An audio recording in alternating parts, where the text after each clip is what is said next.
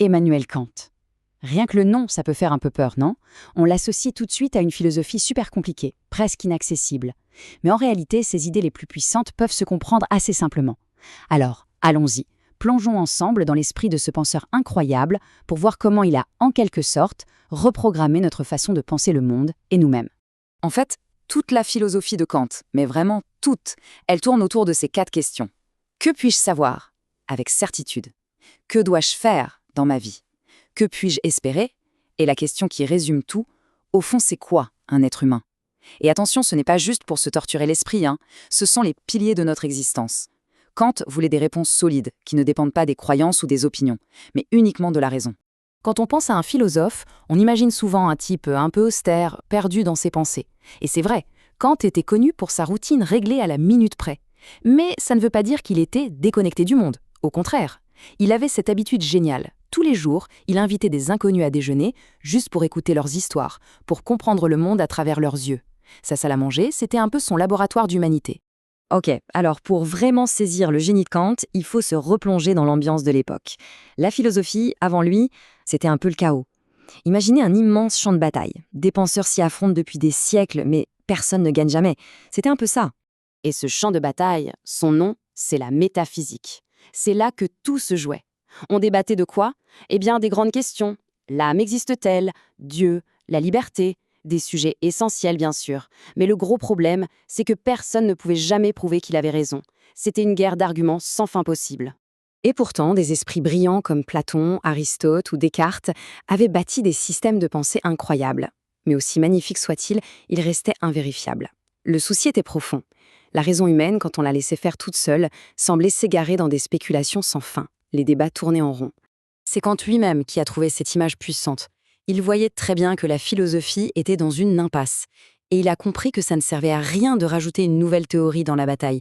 Non, ce qu'il voulait, lui, c'était carrément changer les règles du jeu. Et la solution qu'il va proposer, eh bien, c'est juste spectaculaire. Une idée tellement radicale qu'on l'a appelée sa révolution copernicienne. On se souvient de Copernic qui a dit « Attendez une minute, ce n'est pas le Soleil qui tourne autour de la Terre, c'est l'inverse ». Eh bien, Kant va faire exactement la même chose, mais pour la pensée. Voilà le moment où tout bascule. Jusqu'à quand on se demandait comment notre esprit fait-il pour connaître les objets du monde? L'esprit était vu comme un récepteur passif. Et Kant arrive et il retourne complètement la question. Il dit « Et si? Et si c'était les objets qui devaient se plier aux règles de notre esprit pour qu'on puisse les connaître ?» L'analogie avec Copernic est parfaite pour ça. D'un seul coup, l'être humain n'est plus un simple spectateur qui essaie de deviner comment marche l'univers. Non, il est au centre de son expérience. C'est l'esprit humain qui devient l'architecte. Ce n'est pas qu'on découvre les lois de la nature, c'est notre esprit qui les impose au monde pour pouvoir le comprendre.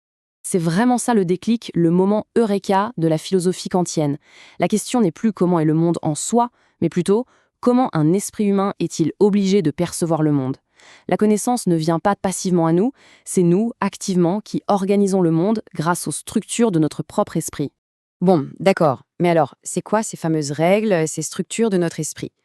Kant utilise un mot qui peut faire un peu peur, transcendantal. Mais vous allez voir, l'idée derrière est en fait très intuitive. On peut imaginer ça comme un système d'exploitation préinstallé dans chaque cerveau humain. Des applications de base, si on veut. Par exemple, l'espace et le temps, ou l'idée qu'une cause produit un effet. Tout ça, ce n'est pas quelque chose qu'on découvre dans le monde extérieur, ce sont les cadres, les lunettes à travers lesquelles on est obligé de voir toute expérience. Voilà donc ce que transcendantal veut dire pour Kant. Ce n'est pas du tout un truc mystique ou ésotérique. Ça désigne simplement ce qui rend l'expérience possible. C'est ce qui est déjà là a priori, avant même qu'on ait la moindre expérience du monde. Et là, attention, parce que cette idée a une conséquence absolument gigantesque. Si tous les esprits humains fonctionnent avec le même système d'exploitation de base, ça veut dire qu'on partage tous la même raison. Et si on partage la même raison, alors on peut peut-être fonder une morale qui soit valable pour tout le monde. Une morale universelle qui ne dépende ni de la culture ni de la religion, mais seulement de la raison.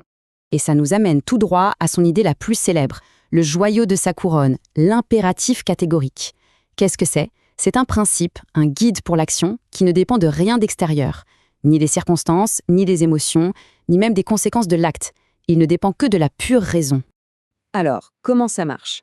Kant nous donne un petit test en 3 étapes. 1. Prenez la règle qui guide votre action.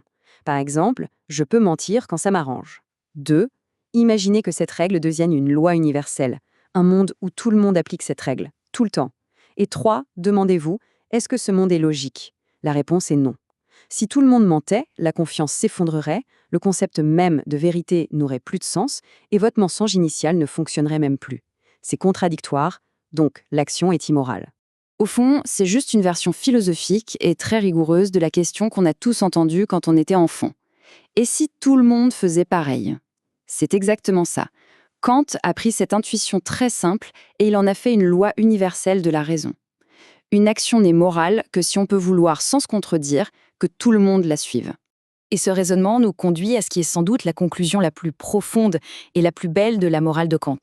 Une distinction fondamentale entre les choses et les personnes. Voilà la différence. Une chose, un objet, ça a un prix. On peut l'échanger, le remplacer par quelque chose d'équivalent. C'est un moyen pour atteindre un but. Une personne, en revanche, n'a pas de prix. Une personne a une dignité. Elle est irremplaçable. Elle ne doit donc jamais être traitée comme un simple instrument, comme un simple moyen pour arriver à nos propres fins. C'est l'autre grande formulation de son impératif moral. Respecter l'autre, ce n'est pas juste être poli. C'est reconnaître en chaque personne et en soi-même une valeur absolue, une fin en soi.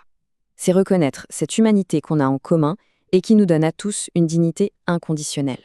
C'est la question que Kant nous laisse. Un défi qui va bien au-delà des livres de philosophie et qui nous interroge sur chacune de nos actions. Imaginez un instant, si on voyait vraiment les autres, non pas comme des outils pour nos projets, mais comme des êtres qui ont leurs propres valeurs. Comment notre monde changerait-il? La vraie révolution, au fond, elle n'est peut-être pas dans les étoiles ou dans les textes, mais simplement dans la façon dont on se regarde les uns les autres.